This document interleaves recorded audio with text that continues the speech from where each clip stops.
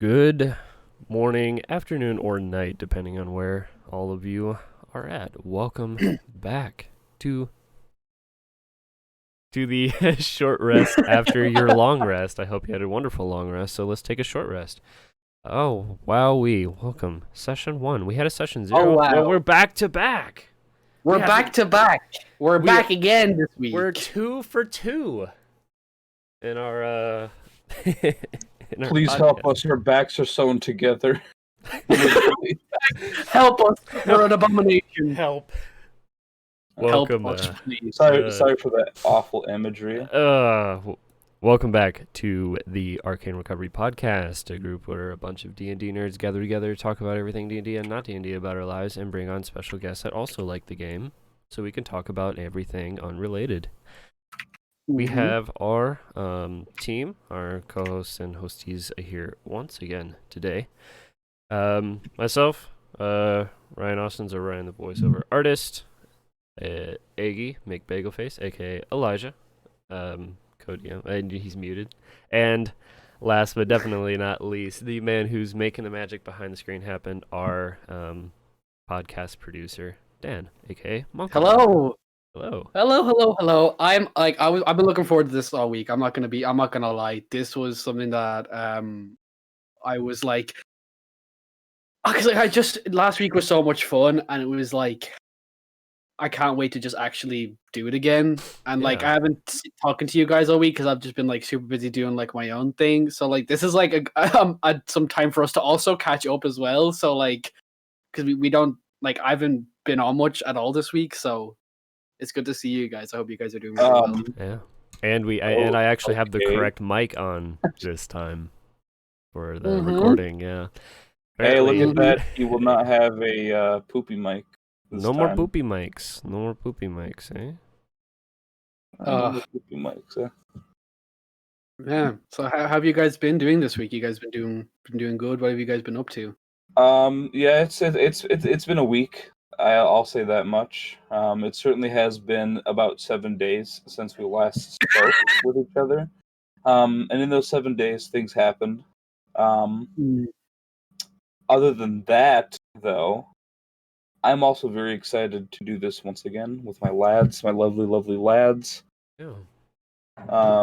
We're gonna get down. We're gonna get crunk. We're gonna have a good time. You know what I mean? We're gonna get crunk. We're gonna get absolutely twisted. But yeah, I was kind of unwell like the past couple days. I was supposed to be playing in a game yesterday, but I was rough. But I am feeling a hell of a lot better today. I got a lot of sleep. I slept These it bags under my eyes are not from sleeping. I have been crying all night. Anyways, let us introduce our special guest today. Absolutely. Yes. We're going to be transitioning to them right god dang now. Wow. Look at that. Oh yeah. Look at our colorful. We have our colorful layout. Oh, look. Hick is gone. He's gone. All right. Show's over. Gone. Everyone go home. Are we here? Thank you, everybody, for joining us today. No. Today we have joining us the wonderful, lovely Spen Wilson from the D&D Lounge. Some of you may watch the show where me and Orion are both guests, and Spencer is actually the DM. Wonderful storyteller, and pleasure to have you on the podcast. It is a pleasure to be here. So, like, where could people might have like seen you before? Like, tell us a bit about yourself. Talk to our viewers, dude. That is a not at all question with an aim, which I like. I like nice open-ended questions that don't have a specific purpose.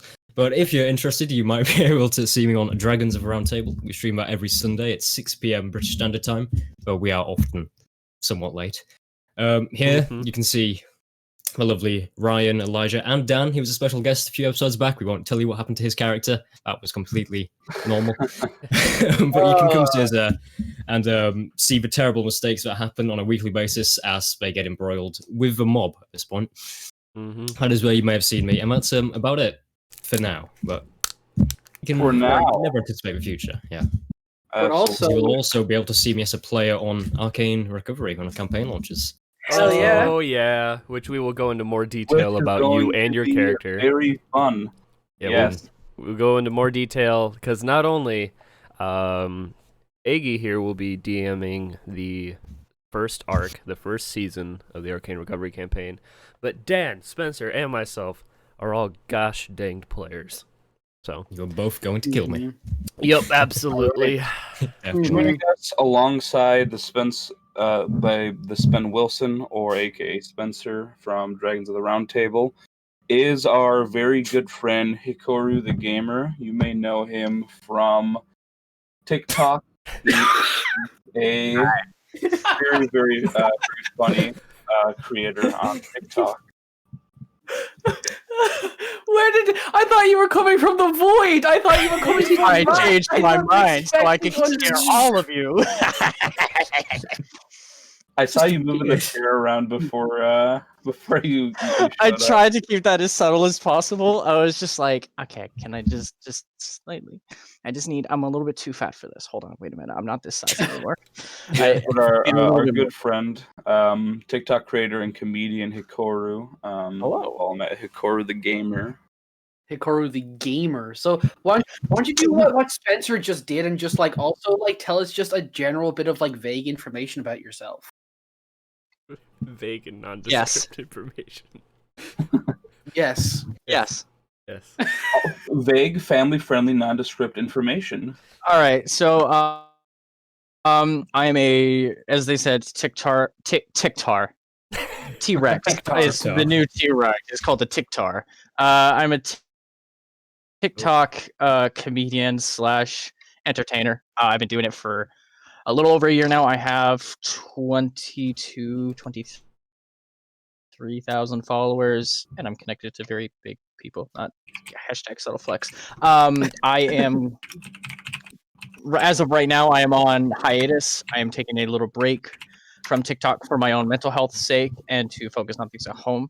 But I love D&D, so when they asked me to do this podcast, and I said, absolutely. I love hanging out with you people. Some of y'all are really good friends of mine. And I was a part of Lancelot's DM qualification, 2 months ago. And Wow. that was a lot of fun. So I had another chance to hang with Lancelot again.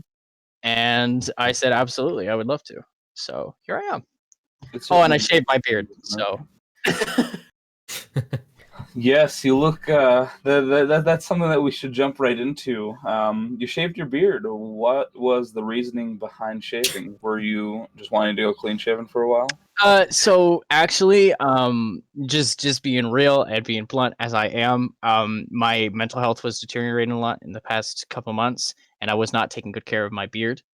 So it was starting to die, and it was starting to die a lot, and I was having more dead hairs than I was good hairs. So I decided to start clean and to take better care of it, so as to, not have a dead beard, because it's kind of awkward when I have white hairs and I'm 22. That is not a good. That's a good point. Fair enough. I mean, good on you for putting your mental health first and just. Yeah, honestly, I give you big props for that. It's super important in today's day and age to take good care of your mental well-being. Oh, you're telling me. Something that I could use myself. But I also have to yell at you. Oh no, why? Why are you giving it to him? He just got here. It's an insult to all guys like me everywhere who can't grow any facial hair. You're scaring him, Maggie. You're scaring him. That's all I wanted to say. It's okay. Oh, okay. I thought there was more. I, as someone who has a full face of hair, I actually am kind of scared to go clean shaven because I look I look young already. I'm 22, but I look like I'm about 19, 20. If I shaved, I look about 15. It's cold. The air is cold. Yeah, I was supposed to shave a while ago because for the one shot that I ran on Orion's channel, I made a deal with someone where if in the game in total, if there was over 5 nat 20s, I'd shave my beard. And turns out there was 25, and I was like, oh man, I mean there's so many. It feels like it's a message for me to not do it. Yeah. It's rigged. Do it right now. Go grab your shaver. You're doing it on stream. Yeah, do it on stream. right now. Do it on stream. Yeah, welcome to. All right, Oh, I guess no. we're doing no, this. he's actually Yeah, doing pressure. it. That's what I wanted to ask you guys about.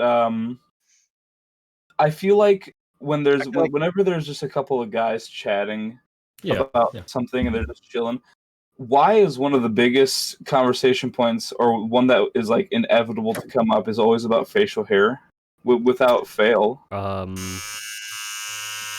it. you No, getting I'm not. Dan, what do you think about that, Dan? That's menacing. That's What do you think menacing. about that? The point you brought up, that I definitely was aware of. If I had to, take an educated guess, I would just say I agree. You'd agree that, like, it's not really a question that you just agree upon. It was a why question. He's asking your why. input of why do we talk about facial hair?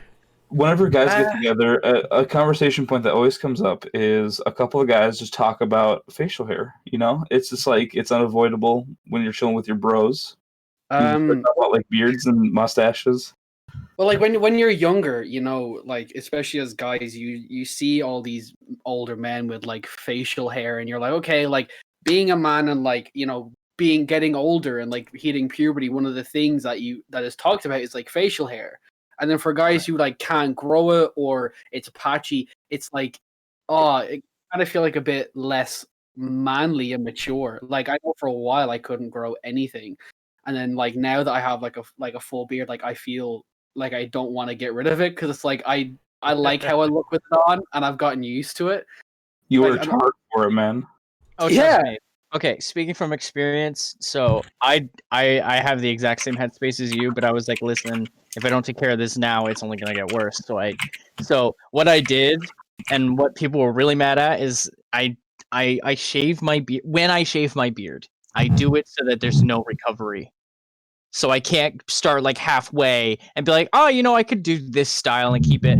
I shave right down the middle, all the way up. Ooh. There is Sideburns, no way. just big There's no- chops. I cannot. Honestly, Never. I can never get away with side chops. if I could grow good facial hair on all parts of my body, on all parts of my body, on all parts of my if I could grow a mustache on my chest, I I would. would grow my mustache all the way down my legs. These would be awesome. People would be like, nice No. mustache. I'd be like, thanks. What I would want to experiment with is having a mutton stash. Oh, Which where you it's just just the connect your lips mouth. and the Yeah, Yeah. a good and mutton the stash. upper lip in the sideburns. Realistically, nobody wears that. Like, Really?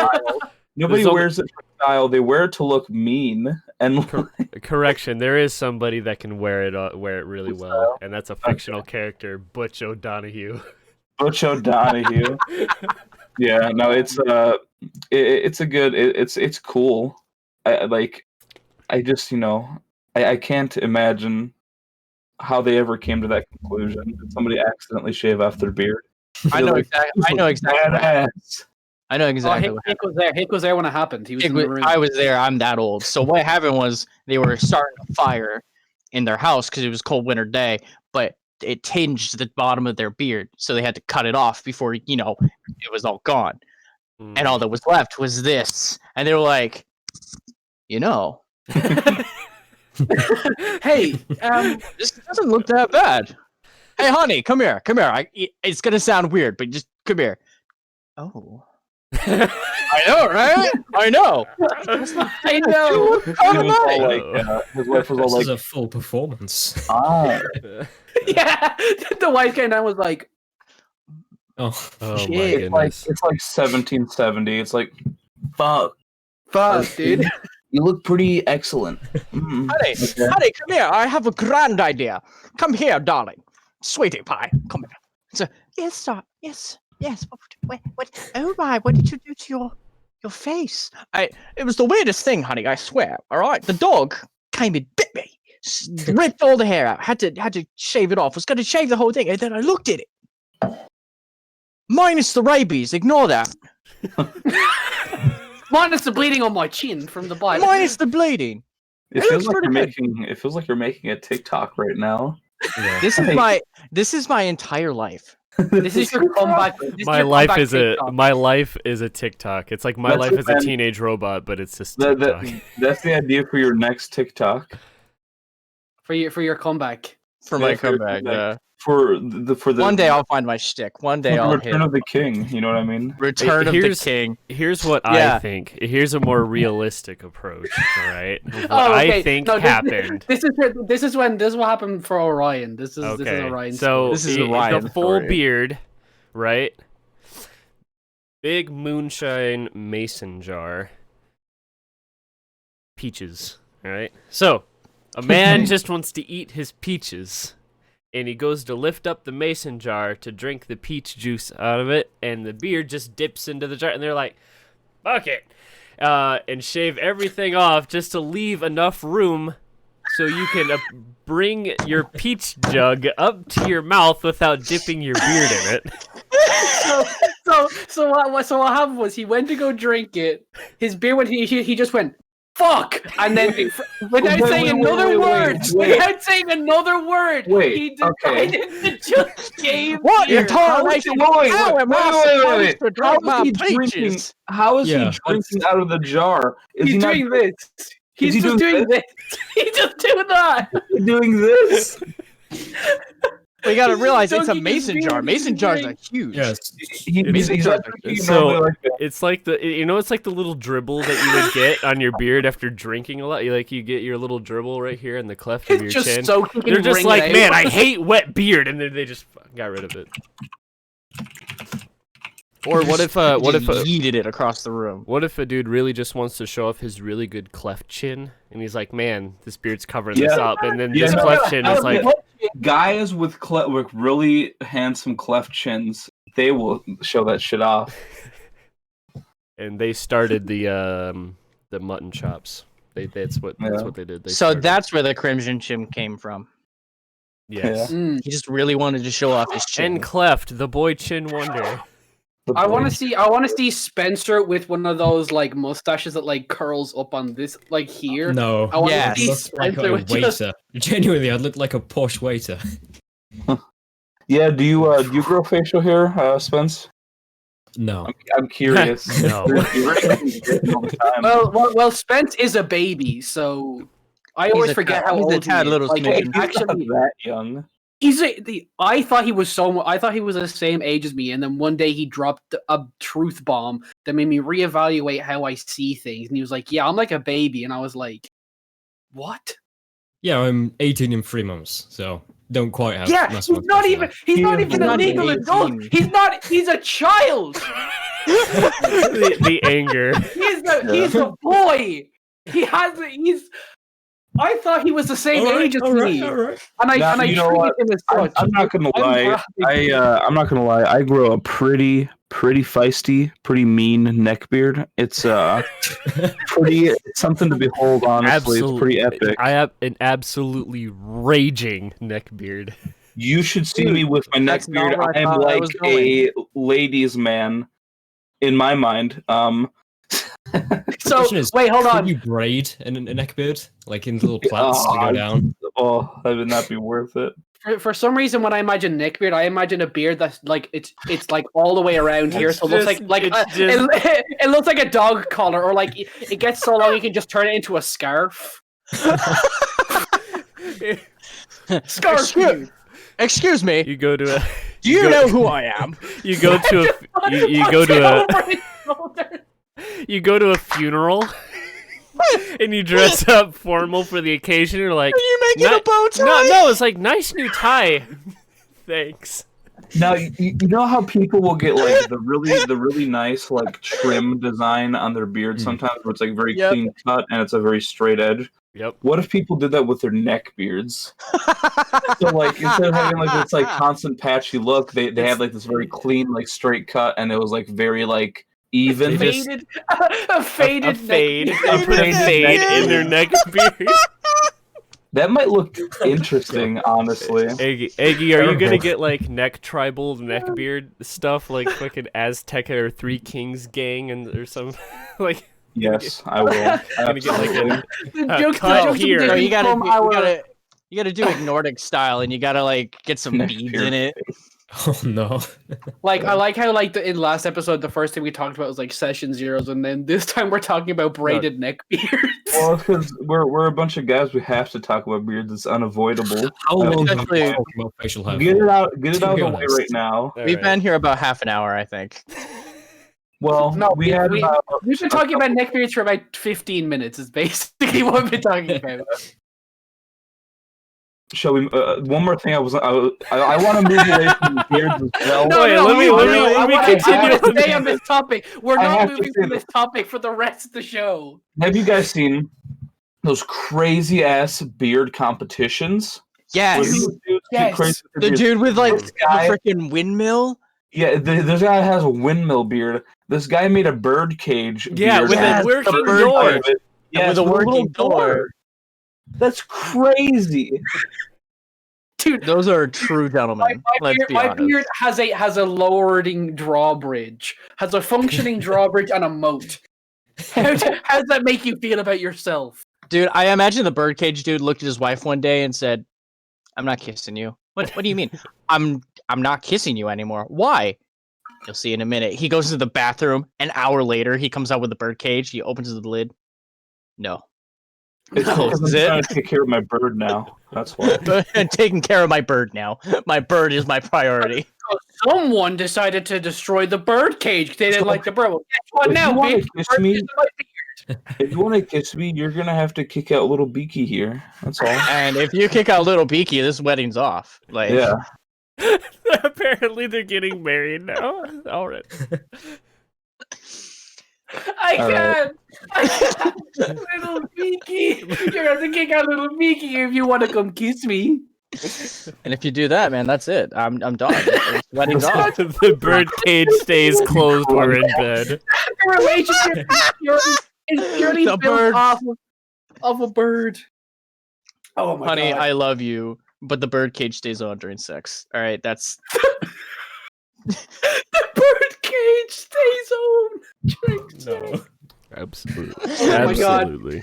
Oh my god, that is. all right, I let's said move everything I on. want to say on this topic. So you said that last time. You said that last time. no, I didn't. Just gonna That's why you going brought into up it. beard competition. You're like, this is my Yes. last thing.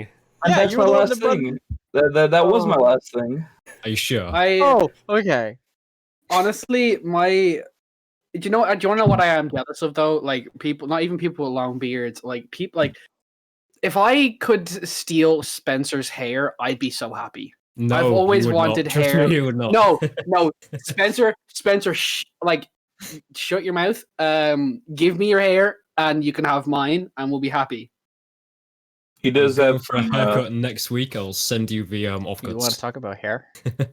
He Yes. does have some Alright, some wanna talk about hair, hold rambunctious, on. voluptuous hair. It's way Yeah, too long. It's, it's hair as right well, down to like- there. Hey For some, man, like- I get you, man. My hair's long as hell. Like it's all I bunched up, haven't man. had a This is haircut actually- this is since like short for November. me right here.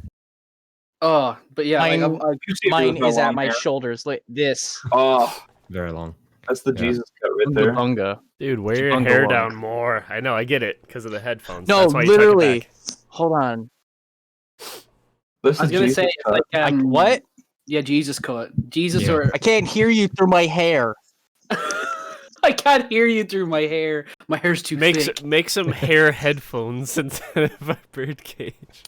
Oh no, he's gone full. How do emo. you usually put your hair back? You my life into Where- where's pieces. like a, This is my last resort. Suffocating. Hey, Or it's cousin it. does he wear a D&D man- podcast? Yep. How to put it? I literally prefaced at the start of this podcast. This is where we talk about other things. Yeah. Wait. Anyways, thank you guys so much for tuning in Alright, bye. No, I'm just kidding. No. This is a great show. on the Arcane Recovery Podcast. Beardcast. Beard guys. Sponsored by Rogaine. Grow your hair back. use code Arcane at Rogaine.com. At checkout, use code Arcane10 to get your first month's free of Dollar Shave Club. We're not actually Dollar- sponsored. Dude, but, Dude, Dollar Shave Club. Like Hit us up. Hit us up. I shave. I give me. I will happily do an ad Give for me you. money. No, like give me sponsorship. product. I constantly run out of. I require your sponsorship. I require your sponsorship. But like Dollar Shave Club, Hi, hit me Timmy up. Turner. Not maybe Manscaped, but Dollar Shave Club, defo hit me up.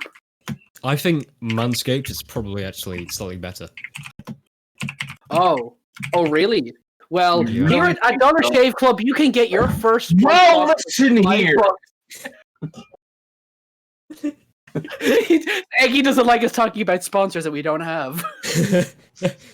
Don't insult a wonder why. potential Who would sponsor. have thought our own producer is breaking our terms of service for sponsorships? If you guys Well- want to sponsor us, message us on Instagram or Twitter. Yeah, And, Or get send us a contact. business email at arcanerecoveryshow@gmail. guys, I think Eggy's having a hopefully- stroke. If someone please call 911. Eggy, are you okay? You good, Eggy? But I can actually see through my eyes right now like this. Do you do the rest of the show like that? Please? Do you have an orange suit by chance? Orange suit I love that guy. with the hat. Who does it? Call out my name.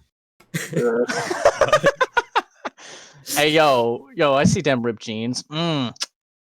Yeah, Yeah, you have holes guys- in your trousers. I'm edgy. In case you guys didn't know. He was a skater boy. She said, "See you later, boy." He wasn't good enough, Good for, enough her. for her. You She know, was a pretty face, but her I head was, was up in space. I was talking to my grandparents when I had these jeans, and they said, "Now, did you get money off those jeans because of the holes in them?" And I said, "Nanny, you're going to be at a discount now when I put holes through you." And Jesus. Fatality. that's how she ended up in this little ash pendant, guys. Oh no! You know, I Actually, put my it's like grandma. no, Daniel wins. Yeah, that was. I genuinely think that is the darkest joke I've ever made in my whole life. I have great. never made I a love joke it about so killing my much. own grandmother. I have just unlocked a different end That was of my just so comedy. unexpected. You All right, want so the we need evil to go back ending. to the PG-13 side. Oh yeah, I said I was gonna keep it clean today. Oh well. Too bad. Well, it is. It's so great to have all of you here. Again, Yeah, it is like- incredible, absolutely incredible. To think that we did 2 episodes in a row. That means we're not completely busted. That means we have potential if we could have a second episode. give it a couple Hey, weeks. Give it a I mean, couple weeks. We're doing something right. We're doing. But something actually, right. it's actually kind of a coincidence because in the last podcast I was in, Hikers Mellow Intelligence, these guys were guests at the same time. So this is the second time they've both been guests on the same oh my show. word, you're right. Yes. Yeah. It was you guys. You spent the guys entire were. time talking about shows I hadn't So, Oh now yeah, Ooh. so now we have to ask the very important questions. Facial hair stuff? Spencer Yeah. and Hikoru. Okay. Do you prefer this podcast or high charisma, low intelligence? hold on. Asking Whoa! Firing shots, man. You see, Well, I 'cause here's prefer the the thing. Dungeons and Dragons 5th edition, so Dragons of a Round Table. fair. Oh yeah. Fair enough. Yeah, that's fair. Well, here's the thing. No matter what you say, I'm gonna be in both of them. But it's whether you prefer Eggy and Orion or Lewis and Josh. I only say that Like, keep in because mind, Lewis is watching this right now.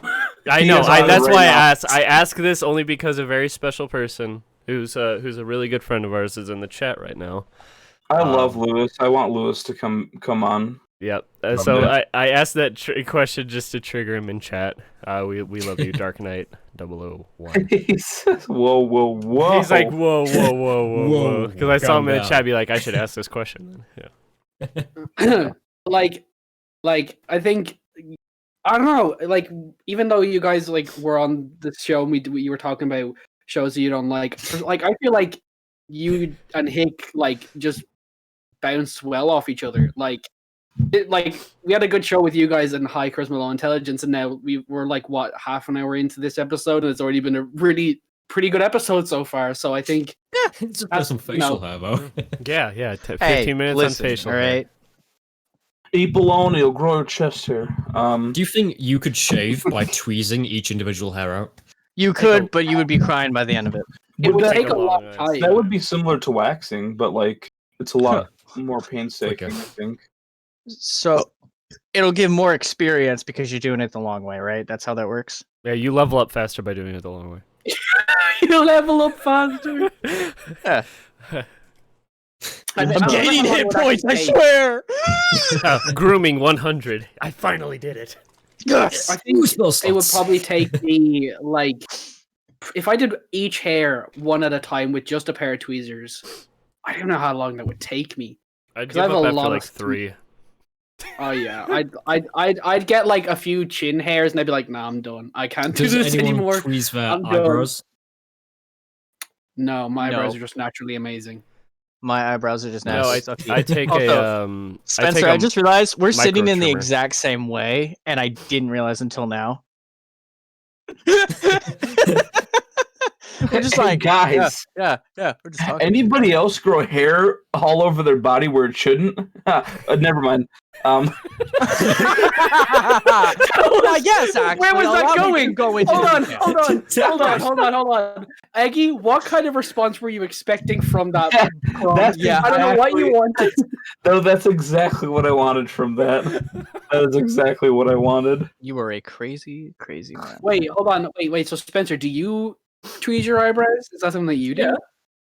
The Okay. center there. Yeah. Yeah, well, yeah, I take a micro trimmer. very You know that you ever seen like the Razor Micro where it's only like a Y'all ain't centimeter in rocking- width, and I Y'all just ain't rocking with the unibrows? You know, I hear Manscaper have quite a good tiny trimmer for the century. Yeah. Are you I bet it sponsored by performs exceptionally Manscaper? well. Are you sponsored by Manscaper? He's trying to get one. Good. Everywhere I go, I'm just attempting to get a Manscaped sponsorship. Nice. Yeah. Nice. Honestly, mean- like any sponsorship is good sponsorship. right. Yeah. Hashtag hair Honestly. podcast. If anybody wants to sponsor us, please sponsor us. Hi, yes, I'd like to sponsor you. I offer nothing. Okay. epic. Cool. That sounds great. If I sponsor you, can there just be a transparent image of me over the entire podcast? Yeah. Just me awkwardly There's a smiling. like, watermark. Just It's a really. a Spencer watermark on all of our VODs. Just him going.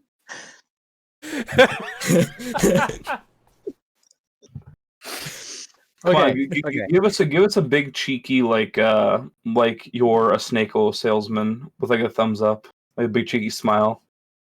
Yeah. Oh, that's too There we good. go. There it God, it's like he's trying to sell the Colonials tea. Yeah, I would I would trust that. man. I didn't do that. Only my great great grandparents on my mum's side. So On your mom. On my mom's side. Genetics where passed all down genetics come quite from, well. So speaking of tea, screw that stuff. Throw it in the harbor. You know what I mean? You shut your goddamn mouth.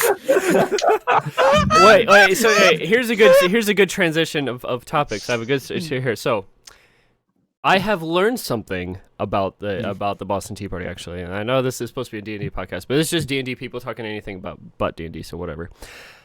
I have found out that it wasn't like they don't bag tea. Then they had bricks of compressed tea, concentrate, and leaf into these sheets that are like those oversized Hershey bars. You get those novelty oversized Hershey bars. That's exactly what it looks like, but it's compressed tea, and you take like a potato peel or something like that and shave off slivers of those, and that'll make like an entire kettle, a couple kettles of tea per few slivers. So they estimated that each one of those bricks can last for months, and there were crates of those bricks that got dumped, and that was, in today's standards, literally tens of millions of dollars. Hashtag wrecked. Here's the thing. Do you think that Taxes, no. when they dumped all that tea into the water, do you reckon anybody who just went there Go brought a snorkeling and brought a straw and just went and just tried a little Well, bit? it was in the ocean. It was salt water. So Still. Oh yes, I love More fish for urine in my tea. tea. It's a great addition. Oh, I wonder if you go there if it's like tinted like. Needs a little bit of honey. green. So salty. Nice. I'm curious, Spencer. Hmm. This has now become a podcast where we make fun of English people. Yeah, apparently, If yeah. you're tuning in now, we're berating our friend. I've won. I've done it. I have done it. No, I'm curious. The Irish finally win something. Shut up, potato boy. You're coming next. Anyways, Do you think that English people get angry whenever somebody uses the hit like slang term or like the hit like lingo today of spill the tea, and every English person's like, "What'd you say?" It's precious. Yeah, I So, think like- when you say that, every English person, what did you just say? 30-mile radius turns and sprints towards your location. It's like a homing Feral beast. And actually, every English person, when they're born, they're equipped with an emergency kit just for that. It includes a red overcoat, a musket, and a monocle. So if anyone ever says that, you just immediately equip all of these things, rush towards them, and shout, "Rule Britannia!" as you march. So, Right, so- that is what happens if you say "spill the tea." All right, you guys ready for a good segue? Am I with the boys? Yeah. You are Yeah, sure. nice. All right, What a that's my segue. That segue. wasn't much of a segue. That was what are we More talking ASMR. Cracking Oh, open yeah. a cold one with the boys. All right. Open a cold one. So, long story short, if you are English and listen to this podcast, leave. I'm just kidding. Don't leave. Yeah, get out of here, Okay, Lancelot. okay. You're out. You're out. I'm getting into dangerous territory. I'm very sorry. It's just a joke. Yeah, we like razzing on each other here on the show. What am I- wait. What am I drinking? It has. How can I say this without getting Flavored mountain drink. It is a liquid. No. I can figure this out. Hold on. Give me Hillside moisture. You know what my favorite Hillside knockoff- Moisture. Yes, thank you. Hillside Moisture. You know what my favorite knockoff brand of Mountain Dew is? Mountain Thunder? Hillside Moisture. No. It's You called Mountain Shoutin'. Excuse me? Mountain Shoutin' is a knockoff Mountain Dew. I hate it. But It's okay. hilarious. Whoever thought Mountain Shoutin' would be a good idea. Oh my word! Let me crack open a mountain. Woo! All right. We Like like. I go down a mountain range. I drink. If you know me well enough, you probably know that I drink a lot of Monster Energy. And in Ireland, we have shops that sell like knockoff brands, and there are like 4 different brands of like Monster knockoff that all taste incredibly horrible, but people still buy them because they're like super cheap. So there's like Rampage, there's like Monster Thunder, there's Adrenaline, and then there's another one. But the cheaper they are, just the worse they taste. I was like, what? Like, but one day my friend was like, "Oh, dude, I love this Monster drink," and he had like Rampage, and I tasted it, and I was like, "Why? It literally tastes like gasoline. Why would you even?" He's like, "It was 69 cents," and I was like, "Nice, Yeah. but like." You paid for what you got. What do you mean? Yeah, it was 69 cents for a reason. Like, I just Yeah. I just want to say this. You guys said that this wasn't a good segue. You just proved me wrong. No, no. Speaking of knockoff brands and stuff, like, there's this one where you guys know like Rice Krispies. There's this one they call like Crispy Rice. Yes, I've seen those. There's just Crispy Crispy Rice treats or something like that. Oh. And it's like it sounds so much awful. It just sounds so awful. It's hard. You know? What? It's actually hard to just mess up Rice Krispie treats, thoat It is. is. It's It kind of really hard to is. just like. I'll even buy like the gas station ones where like they're oversized and stuff. But Rice Crispy Krispie Rice treats, and it's treats. branded to the gas station. Not to that any- has always been one of my favorite snacks. It hits so good, man. I want Speaking- to. of- Oh, okay. Oh, sorry. I was gonna segue to yet something else that might be pretty funny to talk about as well, since it's I was gonna connected just add one off-brand. last thing. I want No, to go ahead. one Go day ahead. one day make an off-brand of Dr. Pepper, and it'll Okay. be called Dr. Poo Poo. Okay. Don't think you'll get too many sales. I like Oh, how we're no, just like no. okay. I prefer the alternative, Professor Salt, to Dr. Pepper. So. Professor Salt. It sounds like something I don't want to fucking drink. No, it's not Dr. Salt. It's just Salt MD. Grumpy says Dr. Salt. It's like, I'm not a doctor, I'm a pediatrician. I'm a veterinarian. I'm a veterinarian, Salt. I'm an orthodontist. I don't know what you want from me. Orthodontist Salt. Anyway, speaking of knockoff brands, I kind of want to tie this into D&D. Oh, we're going to talk about D&D for the first time on this podcast today. Speaking of knockoff brands, Aggie. You guys ever heard of Pathfinder? It's kind of wild. Cease. you know what I'm going to say? Cease. Okay, I won't say it. You know what I was going to say? I won't say it.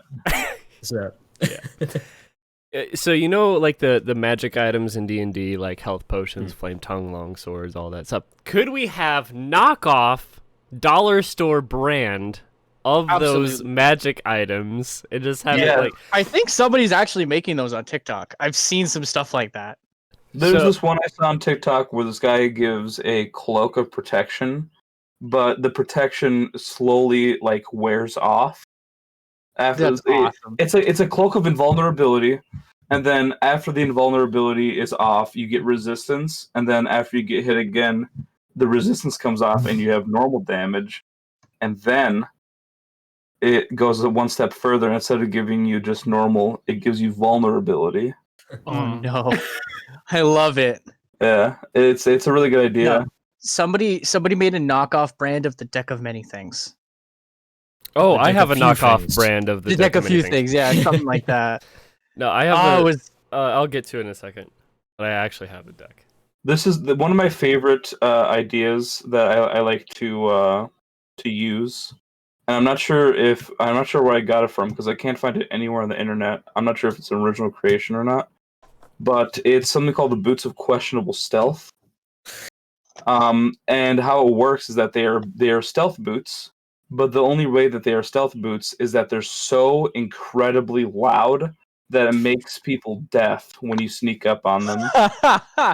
So he puts on these boots, and they clang around, and it makes this deafening, piercing noise. And that's how they're actually stealthy. I love that. So here's one. I would give that to a barbarian. Off the brain. Instead of potions of healing, can I make potions of Heelys? like the shoes. Okay, so actually that makes me think of an item. So in my campaign, so this happened in my campaign.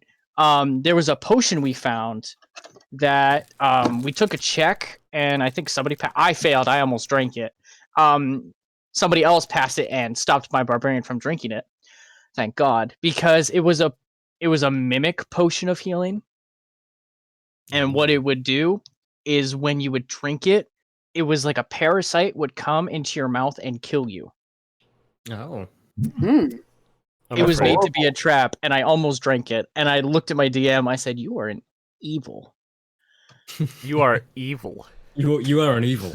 You are an evil." I had choice words that I cannot say on stream, but he goes, "I was really hoping you would drink it." I was like, "I know you were, because I would have."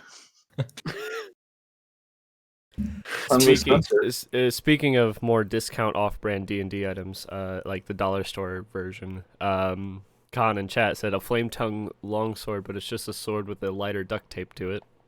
That reminds me of a weapon I came up with a long time ago, where it was a sword, but the sheath is filled with oil, and it has this pull mechanism, and there's a like flint attached to the bottom of the sword. So when you pull it out, it ignites a spark and lights the oil on the sword. Oh, and you pull it out, you have a flaming sword. Which would be a cool concept for like a low fantasy setting. Yeah. Oh, to have that kind of mechanism. Yep. Yeah. But imagine if you had to make a check every time you pulled it out of the sheath, and if you failed, it lit the scabbard on fire. It lit the scabbard on fire. Oh, that'd be cool. The thing that's not covered in oil. No, you said the inside of it was covered in oil, so... Oh, no, yeah, the scabbard. Sorry, I was thinking the pommel or the handle. No. That just fine. I'm talking about... Lights yourself on fire. Speaking of ripoffs, if we take imagine in your fantasy setting for your healing potions, like they're looping back farther to the snake oil salesman vibe Spence was giving off. Watered down healing potions to sell for really cheap that heal for half as much. So you would buy a healing potion, think it's a 2d4 plus 2, it's a 1d4 plus 1 because it's fucking watered down. It's like, no wonder these are 20 gold a pop. Fuck you, man. I like that idea a lot. I'm gonna steal that actually. I really do like that idea. Like, there's Feel free to like steal that idea, everybody listening in on this. Dollar store brand healing potions and other I would love. Okay, just take this with any other type of potion and do a snake oil salesman diluted, cheaper version of it. I would like love potion of gaseous form, like only your legs go gaseous and you're just floating there. Like, well, this is unfortunate. It's called that, but it turns you into like. So you just described a genie, basically. Yeah, you turn. So it makes you look like billow. Yeah. I would love to like actually, because I remember somebody just recently. I remember because I'm friends with the bearded bard, and he made a quest, and like somebody made a book of a bunch of quest lines and stuff. I would love to do something like that, but with this concept of really watered down items. A potion. Here's the next one. A potion of dragon's breath. That's dollar store knockoff watered down, and all you do is just throw up on a creature 5 feet in front of you and deal the fire damage. Because it gives you acid reflux. I like that. Because it's just that bad. Yeah. You just vomit on somebody. No. Nice. Oh wait. No. Where are they? Potion of invisibility. Potion of invisibility is a potion of somewhat transparency that you would have advantage on stealth rolls, and they would have disadvantage on perception checks to find you. If you drink 2 potions, will you get the full effect? Yes. There you go. So there's actually a spell here, and it's for rangers. It's called Goodberry. Knockoff brand Goodberries. Mediocre berries. Okay berries. Mediocre berries. Okay berries. Barrios. Berries. It's the cereal. It's the cereal. Imagine They're all like stale. But they're all Got a stale. bowl of cereal. Oh my god. I just had like an epiphany. I just had an existential crisis for a split second. So imagine like if in D&D, like a D&D setting, like a fantasy setting, but hyper modernized, hyper industrialized. So all the druids that work in these factories making good berries, all the love is out of them, and the berries eventually over time don't really give the HP anymore to add to their cereal because it's all fucking corporate slavery. I like that, and you have to. That would be a really interesting It's a function setting. of climbing, but like instead it just like makes you extremely sticky. So you're like paralyzed to the wall. I was like, hell yeah! I drank You go the to potion. grab your High five. sword. You go to grab your sword, but your hand gets stuck on your. Yeah, it's like Superman, or no, not Superman. It's like Spider-Man trying crack. Heck, the webcam cuts off right here, buddy. So when you say your hand gets stuck somewhere and you start doing this, you have to literally. I've been feeling dry. Family friendly, Hick. Family. I am family friendly. All my videos are PG-13 on TikTok. I am family friendly. All the families that I go to annoy say that I'm wonderful. You see, I have an idea. And the ones that don't say I'm wonderful, they're not found. I'm very Isn't exactly a family. watered down version of something, but imagine a D&D drug that either makes all of your rolls a 20 or a 1. So instead of rolling a D20 and adding a modifier, you just roll a D2. If you get a 2, that's equivalent to a natural 20. If you get a 1, that's equivalent to a critical failure. I'm So you feeling mean using that. Flip a coin. Essentially flipping a coin for critical failure or critical success. That would be interesting, but That'd be pretty cool. but you have to realize, like, after a while, it would. I think if you made it like that, it would become highly addictive. Yeah. To the point where if you didn't use anything else but the drug, you would be at disadvantage. Yeah. Imagine the D&D withdrawals. drugs. D&D drugs. Speaking Like, of I try to weird swing my effects- sword, drug. but I can't. Not without the drug. I Oh my word, that would be so. Oh, Let's you're just making me get rid of, scheme. let's just get rid of the fantasy aspect of D&D and just call it Dungeons and Drugs. It's about you go into a crack house. And Wow. we can't talk All right. about that. Let's not. We're going there. Let's not go there. Speaking of drugs, You go actually, to a tavern and there's a spoon on the windowsill. Speaking In- of drugs, Dan, in my other you're like a world, drug- Eris that I stream every Saturday night, there's actually drugs that get mined based on like nanocrystals out of the ground get turned into drugs. They called it Oh, wow. like magica, yeah, with like a K. Yeah, that's pretty cool. funky. Like so Mortal it gives Kombat. Gotcha. yeah, so it gives people that don't normally have magical abilities temporarily at the side effect that it harms their body from the inside out because they weren't born to handle magic. It's really crazy and super addictive, and there's also a wild magic version of it. So when people mix the different colored powders together, they get wild magic surge. Is it that's injected cool. or snorted? It's both actually. Well, not the injected kind. It's actually either ingested, not injected. Sorry, it's either ingested or snorted. You know what you should do? You Like should a- have. Like I don't know if you magical haven't. I don't know Robitussin. if you've done this already, but what you should do is you should have a guy, or that has like Bane from Batman. Yep. Mhm. It's something like that was like constantly pumping into his body, and he's built like this some sort of chassis, and it's just like constantly fueling him, and he's like a maniac, and it has had a horrible effect on his psyche. That would be really That would cool. work. That would be really That cool. would be awesome in Eris, man. I kind of want to circle back because we were talking about drugs, and Eggy said, "Speaking of drugs," and then mentioned my name, and I kind of want to know where he was going with. You didn't hear my comment after that? No, I didn't hear it. That's why I wanted to circle back. I said, speaking of drugs, Dan, you're like a drug to me. Okay, I didn't hear that. I was like, "Are you about to like to call me like a drug?" Because I was like, No, he's gonna, no. no. Because I was like, either he's gonna talk about the script fun thing, or he was. I was like, where's he going? But I didn't hear what you said afterwards, and I was like, I kind of want to circle back and figure out what was being said. But speaking of fun thing. scripts, Oh, speaking of scripts, Should we wait until after the break and go? So we oh, we can. Yeah, maybe let's take a quick. we have like 5 we have minutes. like 4 minutes until the break. So if you guys Yeah. are listening in right now, by the way, we do a break and a halfway point. So after that, so make sure to stick around because we're gonna be doing improv stuff with Dan writes a script every fucking week. Because Okay, all right. Real quick, can I talk before we end it, before the break? Can I? Because this actually ties into the drugs. I want to talk about the character concept I talked okay, about. let's talk more about drugs. Yeah. No, this Okay. so for people at home in the podcast, I in private last night I told the guys, I was like, listen, I have What this do you- character where are you concept going? Okay. that I'm bringing to the table that's gonna make you laugh your butts off. And they said, okay, bet. So allow me to introduce you to Natani, the dwarf monk / warlock.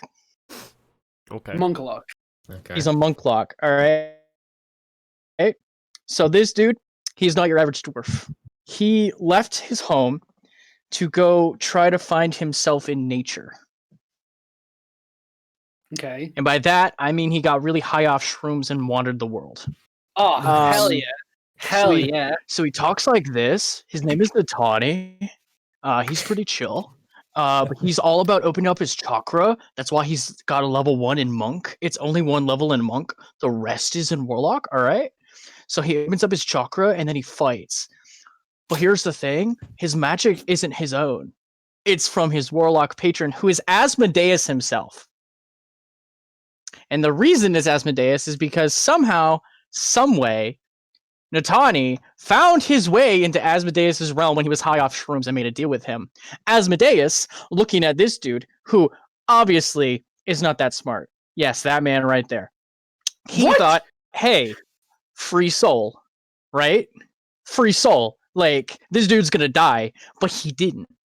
He somehow survived, and he has this giant gash across his chest from Asmodeus as like his mark that was supposed to kill him, but it didn't. But he doesn't remember anything of this. He thinks it was just a bad trip. So he blames it on a shark attack in a place called Utah. What? In a Yep, place I'm not called. done. So Okay. Asmodeus, Are there sharks in Asmodeus, Utah? No, I don't think anything can survive in Utah is City. landlocked. Nothing can survive in I Utah don't is think landlocked. anything can survive in Oh, wait. Utah. You All right, Quote. but I'm not done. Go Go on. As I said, There's more? he doesn't do his own magic. Oh. Okay. So Asmodeus, because of his contract, has a little window that nobody but Natani can see, and he's looking through it at all times. So he's with Natani all the time. So Natani thinks he has magic. He doesn't. He's a monk. And so he'll go like, fireball. And Asmodeus, looking through the window, Eldritch Blast, and sends the spell forward. It's all Asmodeus doing the magic.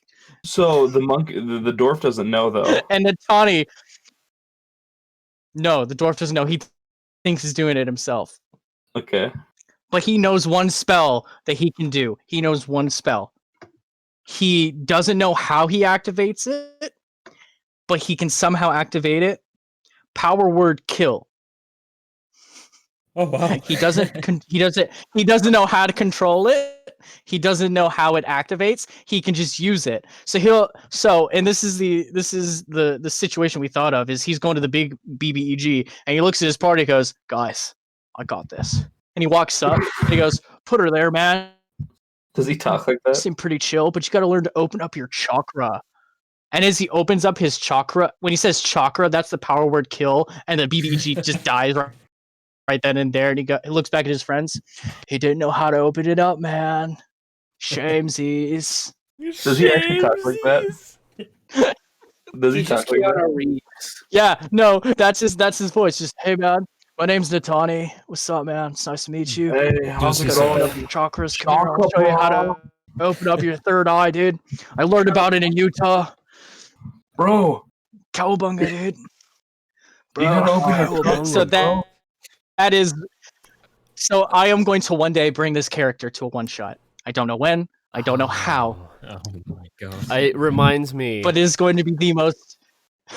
It reminds me so much of Carson Cinder, my Fire Genasi sorcerer, who dropped out of college because he just innately knows magic and he doesn't care. He had a full ride scholarship with rich parents who sent him to university, and he's a college dropout, and he just knows Fireball. Well, that can be something that we can explore more after our break. So I think we'll do a quick. We'll let our guests go and get their water, and we'll come back, do our little scripty thing, and then talk for another 40 or so minutes. Sounds cool.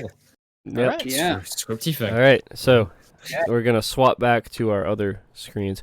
Wow, look at that! Hey, it's just us three here again. It's just us three. Three Look of at us, just the three of us. Look at us, just vibing out. Hey, this episode of the Arcane Recovery podcast is sponsored by all of you at home. Firstly, thank you. Wow, thank you. Yeah. Second off, if you want to support our guests here that do the other stuffs, such as I felt Lancelot. something in my groin. Oh, that hurts. They could just hear that. They can just hear that, I know. So, wow, you can go to describe, dscryb.com/roundtable. Wow, awesome. Do you not know what describe is? I don't know what like- describe is. Oh, you do? All right, fine. I guess I'll go through it. Here's a little synopsis. I know we did it last time, but I am very forgetful. All right. You are, you idiot. So, you absolute idiot. Do you want to be able to describe your very awesome, super cool, home brewy, adventure-y type scenarios, scenes, sceneries, and landscapes to your players without sounding like a god-dang freakish moron who doesn't have 3 or more brain cells? Of course I do. Wow, Okay. then Describe can help you write the perfect description or scenario or combat description of your worlds.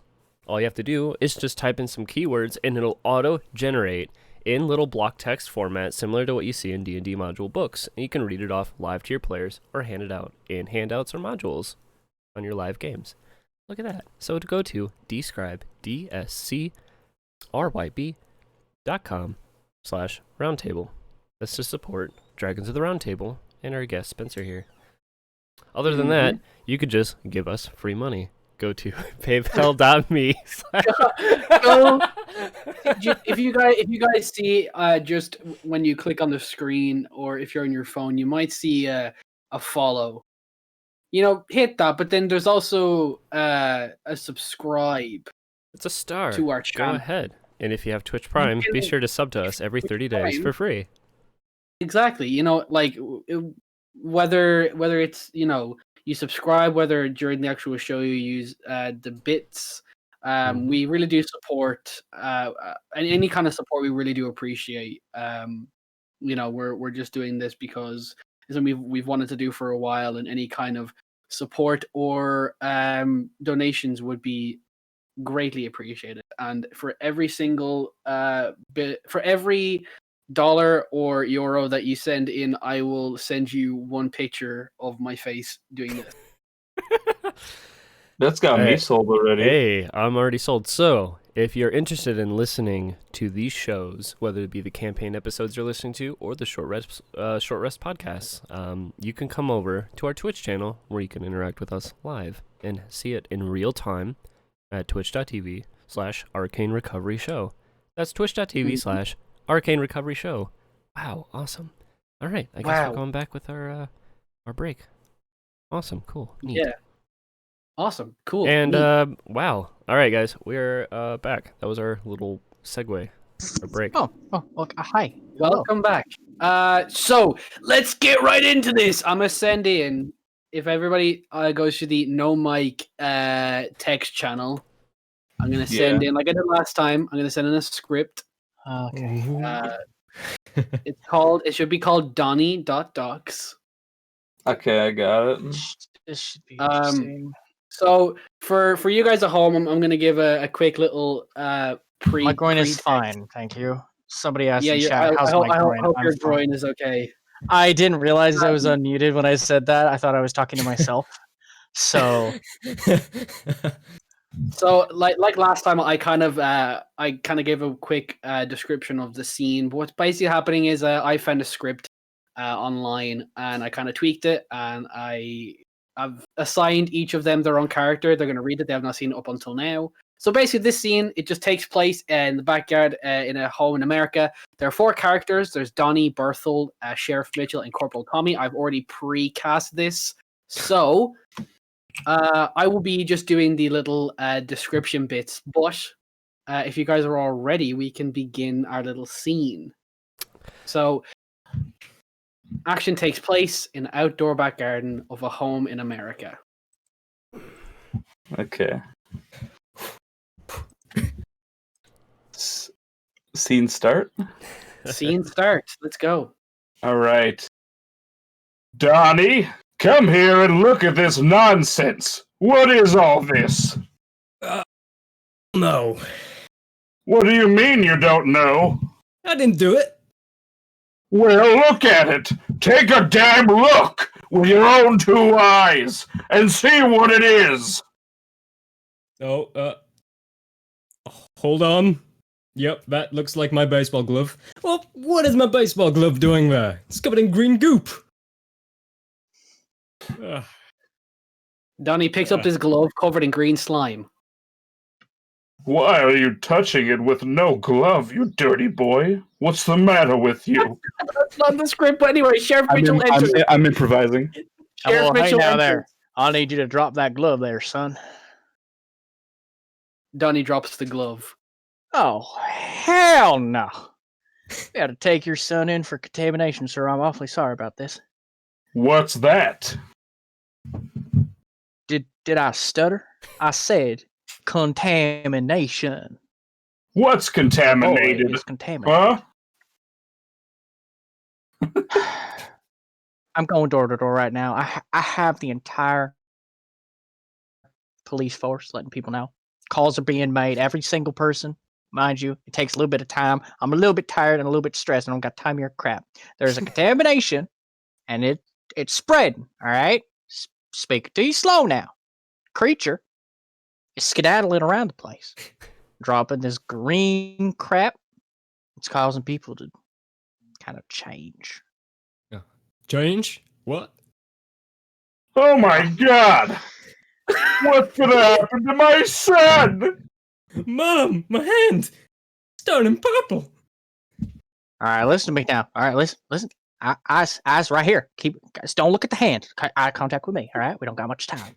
There's a vaccine at the New Bridge Hospital, but we can't be staying in here doing nothing. Ma'am, sir, in order to save your son's life, we have to go pronto. Come on, let's get out of here. In my car. I'm gonna die. I'm gonna die. You're gonna die! Why, Mama? Why? It's alright, son. Your mom and me, with just make another one of you is all. That's true. I mean, if one thing leads to another and we don't quite save your life, I mean, they just kind of, it's another one of you running around. Another me? Oh, what's going on? Let's go now. I gotta live. I wanna live. Sheriff Mitchell and Berthel laugh hysterically together. Please save me. What's happening? Hold on.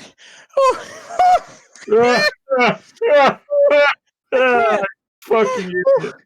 I can't catch my darn breath. You should see your face, son. Is it purple? Sheriff Mitchell and Berthel let out a simultaneous laugh. I'm not gonna change? What? It's a prank, you idiot. We planned the whole thing. Well, I should say your brother. Tommy? How did he plan it if he's in a war?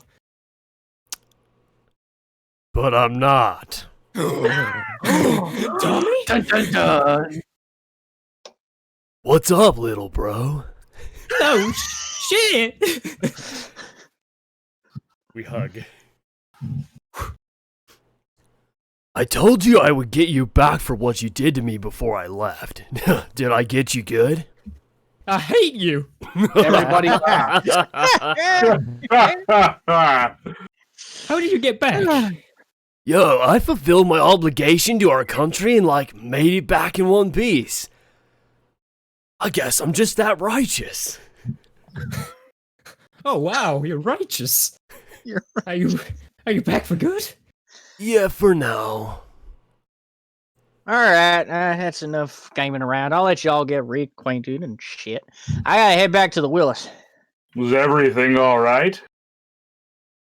Well, you know Marv, he is a little bit too much strain. He's creating a little skirmish over there, you know what I mean? I don't know how they do it. Sheriff Mitchell and Corporal Tommy shake hands. Corporal?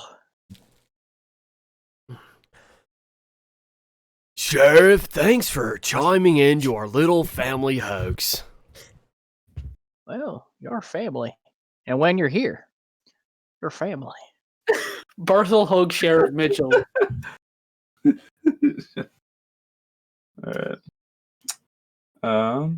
Thanks, Marshal. I got my boys back. I have supper almost ready to come out the oven. Yo, what'd you make? Your favorite, my boy. I can't wait to tell Robbie that Tommy's back home. I'm glad to be back. I got you so damn good, though, you fucking idiot. And As soon as I heard Ron Hicks' character, I'm like, that's the voice I'm running with. So. dude, Corporal, welcome, I man. fulfill my obligation to my country, and now I'm back. Dude, I went on a chakra mission, just came back with my chi. Oh, dude. Oh, My son is Speaking a of which, disappointment. That was really smooth. Which You one? turn it Yeah. Like some into tea. Kronk. It's pure Kronk. That's like, where's my son? hey, Yeah, Some the poison blueberry for tea, guys, and Cusco. hope and open Cusco's your poison. third eye. The poison specifically for Cusco. Oh yeah, it's all coming together. Oh Hey, yeah. Peter. Hey, Peter. Hey, Peter. I can't walk anymore. Hey, Peter. I think that Can't went feel my pretty legs. as well as I thought it was gonna go. You know, I wasn't expecting as many improv lines, but you know what? You know what? they- We're gonna start improving that. Every single Yeah. time now. Improv lines are really fun. Mm.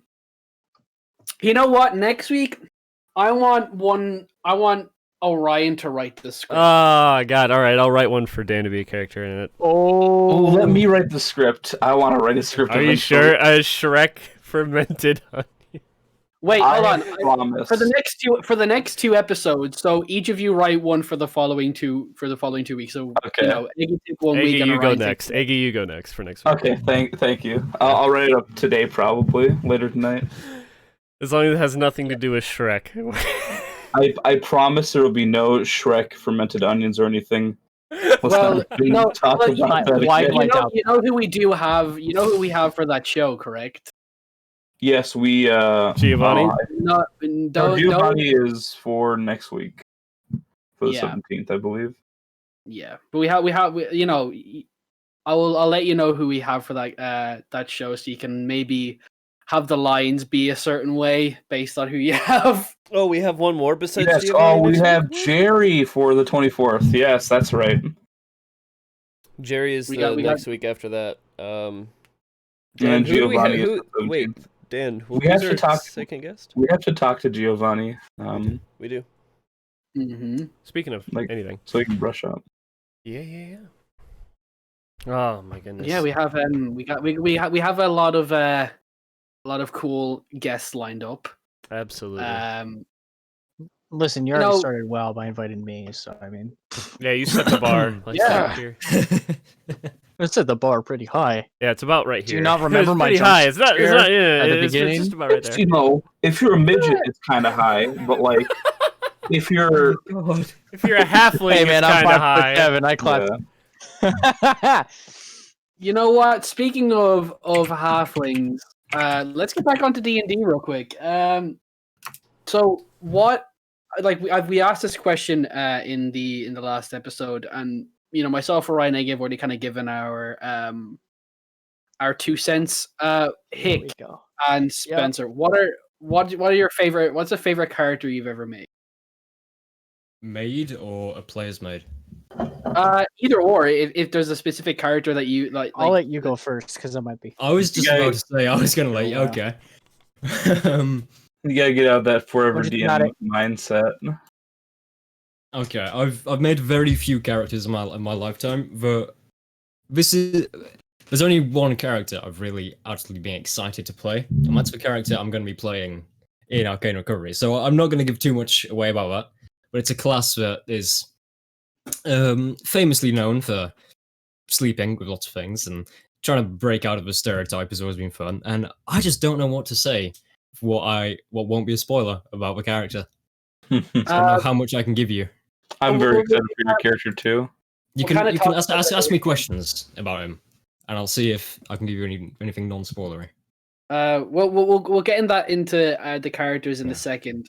But in terms of like characters that maybe another player has made, you know, since you are Yeah. quite famously a DM, maybe perhaps a short halfling with like ginger hair, who had like a tattoo on his arm. He got kind of angry.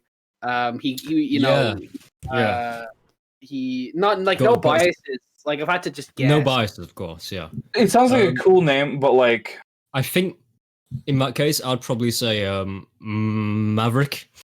Okay, It's yeah, probably yeah. one of the Yeah. better characters. I mean, what you're going off of too, Dan. It sounds like a really cool character, but you can't give it a stupid name like Garcus or anything like that. You know? No, you Yeah, like someone something- with ginger hair has to be named Lugos. That just sounds like Yeah, a good, absolutely. Don't even, like, I think Lugos is so epic, such a great name, and such a cool sounding like character design.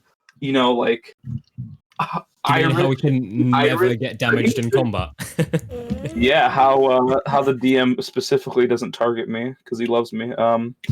In all seriousness, though, Spencer, is it Maverick? No, I love Darkistan. all of my player characters equally. Ah, God, that just sounds like a disappointed parent who just hates all their Yeah. kids. I don't have a favorite child. Did you like Doc though? Did you like? I never did ask you personally. Doc was cool. Doc was a harrowing experience. It's like, You I'm love- going to try and fix this person, and then see the souls of thousands of people that I've seen die as I fix them. Oh, You love all your players equally except for Lugos. He's your favorite. Yeah. I like how you trapped him in a yes. I said yes first, and then you took it. I mean, you love all of your players equally, but your guest Oh, players no, are of course a lot not. better. The guest characters, I would say, like if I had to just guess about like how you'd feel about your guest characters, I feel like you would really love them. I feel like the first guest characters, specifically the one who comes in about session 14, they're always the worst in the campaign. And it Yeah. the following ones. And then it gets better from there. Well, we can't forget our very first guest character, I think, who was a very epic, funny little bird creature. Yeah, the hands white down. wings. Oh, God, Yeah. the best. Hands down, what a hilarious little kooky character! A little nutcase, a little wacko, a little kooky, a A little out there. a little zany. Okay, They're different. But It's like, I'm just gonna be a little bit crazy. I might cause a little bit of a felony. I'm just gonna slaughter this entire town a little bit crazy. a little bit weird. Would it be funny if I May, just may kill or may everyone? not have photoshopped with the shirt off. May or may not have photoshopped his wig. God. May or may not have photoshopped it with his shirt off. I think Hikoru May or may not have photoshopped it with his wiener on. I think Hikoru's been trying to say something for like 2 minutes. No, I haven't. I've just been Okay. listening quietly. Oh.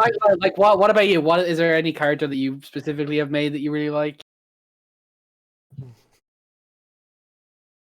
So this character I had. Oh no, it's gonna get real sad. I know who you're So- gonna talk about.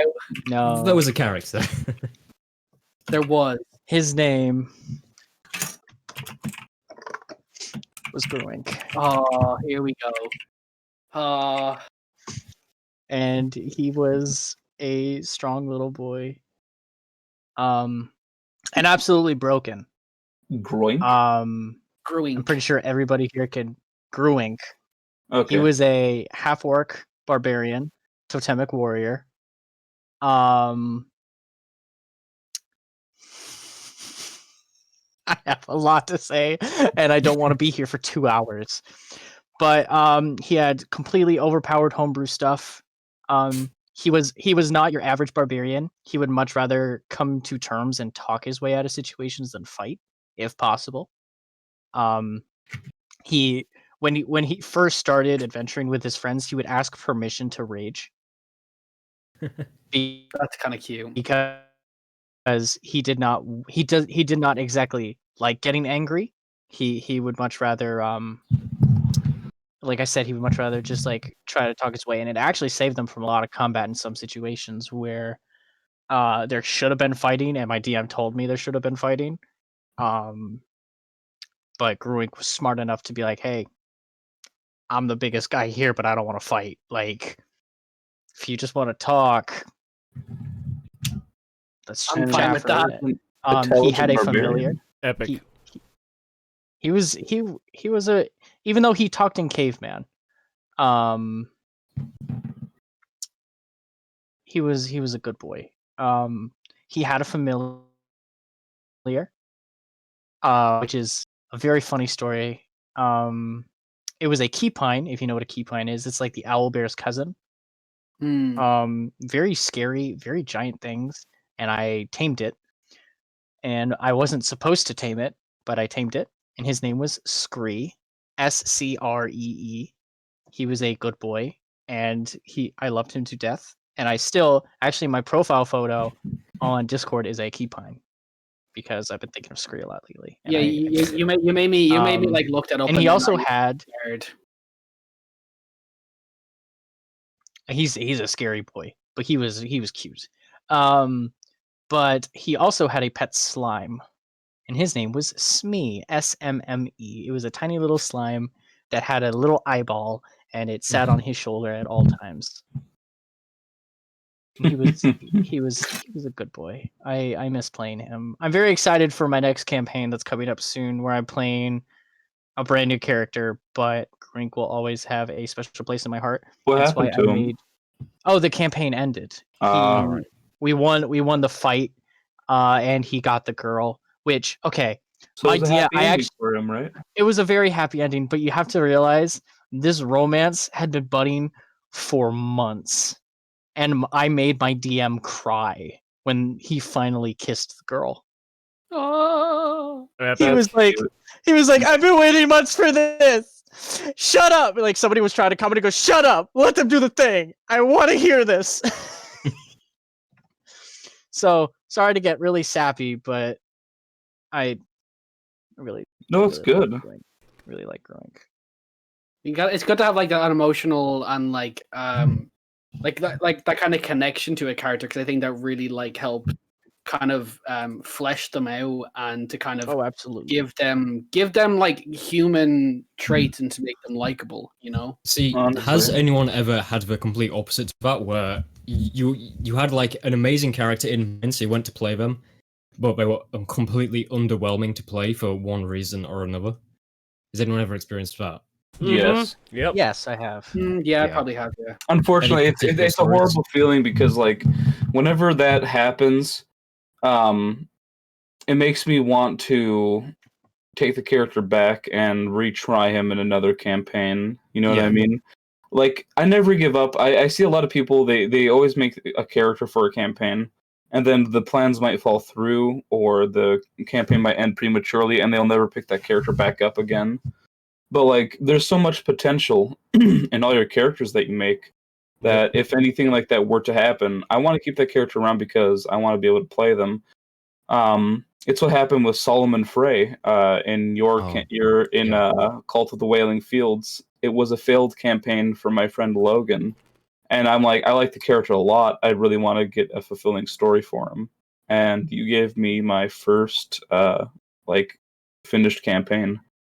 It was the first one I ever finished, yeah. And it was an interesting story, so I hope I can say that was a fulfilling story for Solomon Frey. It probably was. Yes, he got everything he wanted out of that. World domination. His loyalty paid off. Yeah. My failed character was actually Nim. The first campaign that I did him. Dude, Nim was a failed character. He was a failed character. He was, this new Nim that I made, I love him to death, and he's just that perfect amount of twisted and demented to make him fun to play as. But the first one I played him in, he did not click well with the campaign and the other players. And we really didn't get into many sessions. We did like 1 or 2 sessions, and then life happened, and we never continued. But I always had a special heart for Nim because he was just an interesting character and concept. And then they were like, yeah, let's do the Battle of the Bards. And I was like, maybe it's time. Maybe it's time I go back and look at Nim a little bit. And I'm so glad I did, because now I've made him an enemy to an entire party, and I cost them an airship. So victory is mine. Victory is mine. Hell yeah. Victory is mine. Spencer, do you have any? Well, you know how you said I was a forever DM? Mm-hmm. Yeah. The first time I was jumping back into being a player, it was a friend's campaign. So I was like, you know what, I'm going to make a character for the first time in a long time. I wrote a full backstory, a personality with the kind of lines you would say, everything I had planned out.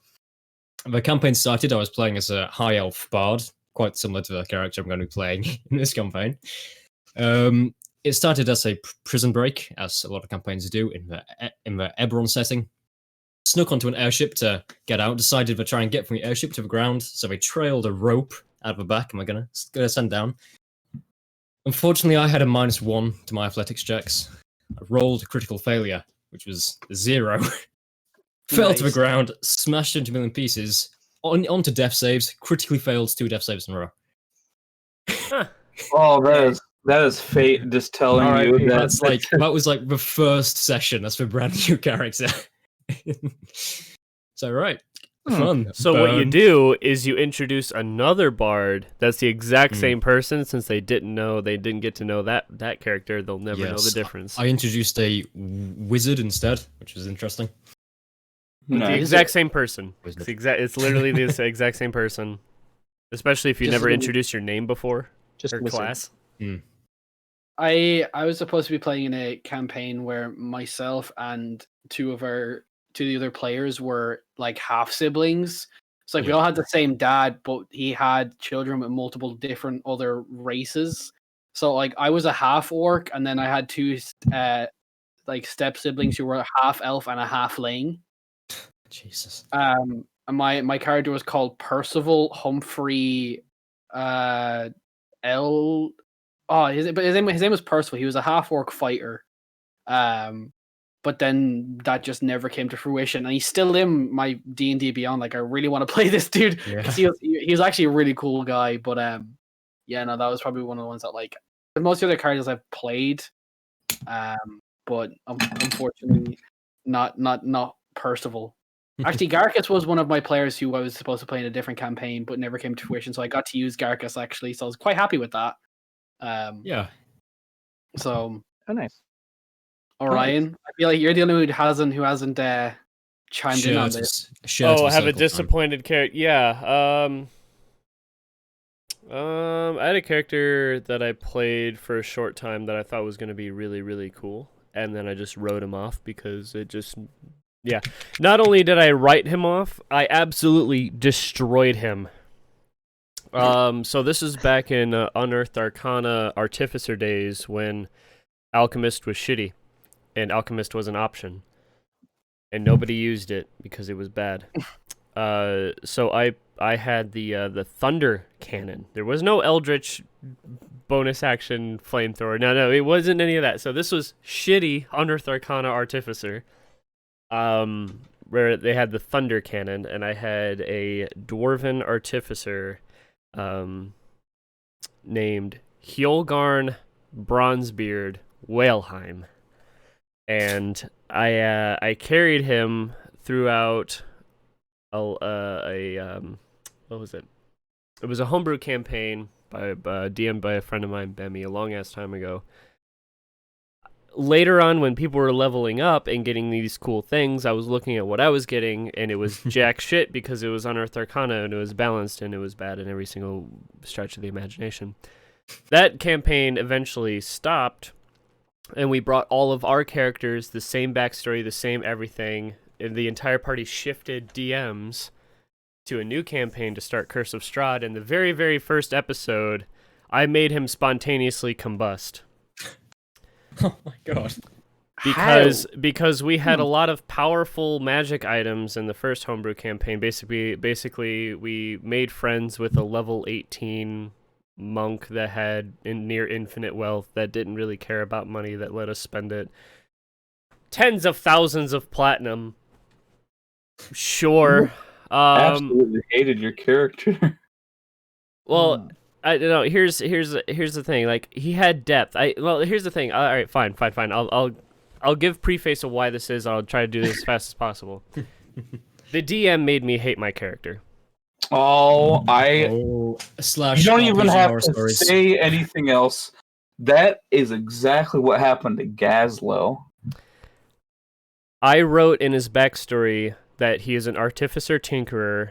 You know, he's a mountain dwarf, so he's thinking of like his clan, and I was like, oh, we'll just dig down Mount Ironforge and we'll become millionaires and things like that. But he didn't want that. He wanted to use his brain. He wanted to make mining inventions. He wanted to circumvent the physical labor. He wanted to push the Dwarven family clan to the Industrial Revolution, things like that. So he started making inventions.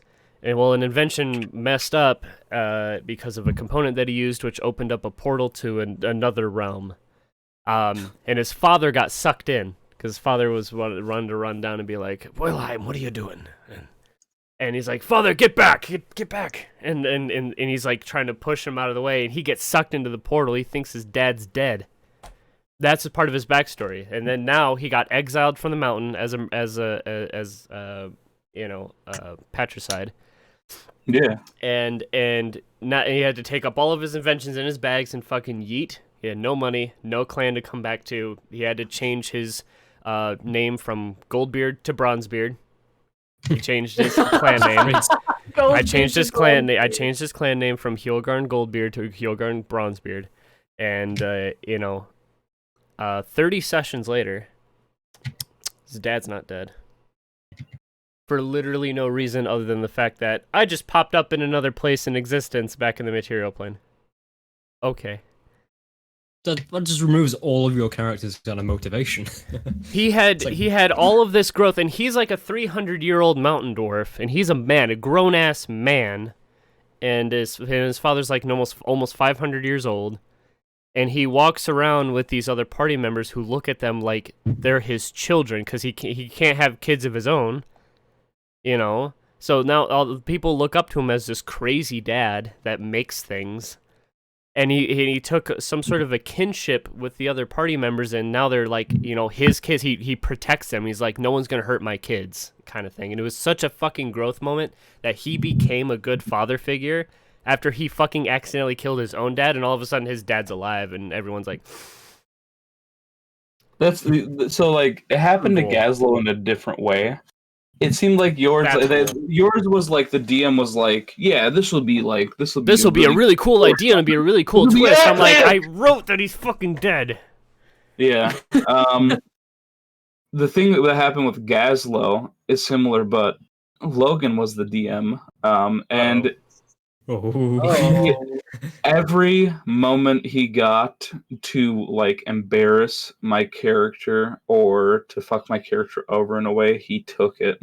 That's just Logan to you. That's not DM but character. like it was my first character, and he made me end up hating what my character was to become, because Gazlo was supposed to be wise. He had a super high wisdom score, but he ended up becoming this feral creature of a man.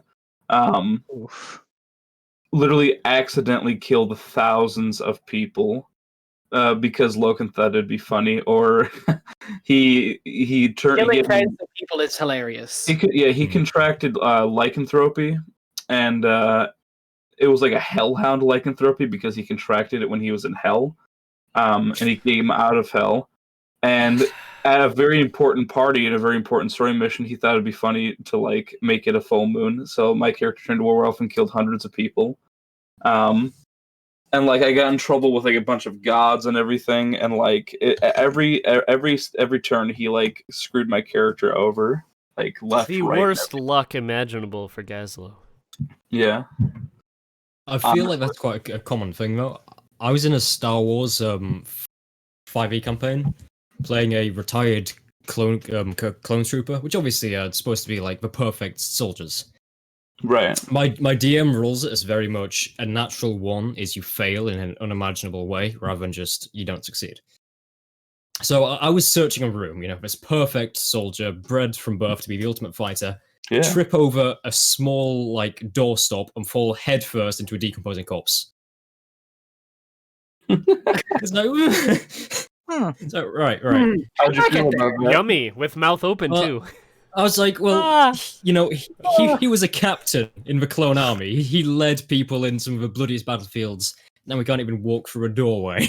Yeah, that's funny. Here's because all of us here have been a DM at some point. Yeah. Whether what are some things that either other DMs have done or that you yourself as a DM have done that you've kind of been like, I think that was a bad choice, or like, why did I do that? I do that every week. No, all the right. time. I got a story. Okay. So this is in Grooming's campaign. So we were going against bandits that these bandits were the people that destroyed Grooming's like home and made him run away into the forest. They were the reason that he left his mom and dad. So he had a little bit of PTSD flashback when he saw them and ran into a rage. And my DM I'll backtrack and say I was one swiping these dudes. I was literally Cleaving. literally just swiping my scythe and they were dead. I was doing a lot of damage. And one dude tried to run past me. And I said, "Do I get an attack of opportunity?" Because he was leaving my field. And he said, "No, because you're grappling this other guy." And I said, "No, I'm not. I did not say I was grappling. I'm not doing anything. I'm just standing here." He goes, "You're grappling him. You do not get your attack of opportunity." And I then proceeded to actually grapple the rest of them and yeet them off a cliff. Because I have wings. Grink has wings, by the way. Nice. This is And great. as a, do you really want me to start grappling stuff? Because I have a very okay. So this is gonna sound broken, because it is. He has a 32 in strength. What? Oh my god. It's like that's god tier. Stronger than god tier. His armor gives him +6 strength and +4 dexterity. It's That's a cursed. It's cursed armor, and the curse is very well balanced because it screwed me out of a lot of kills.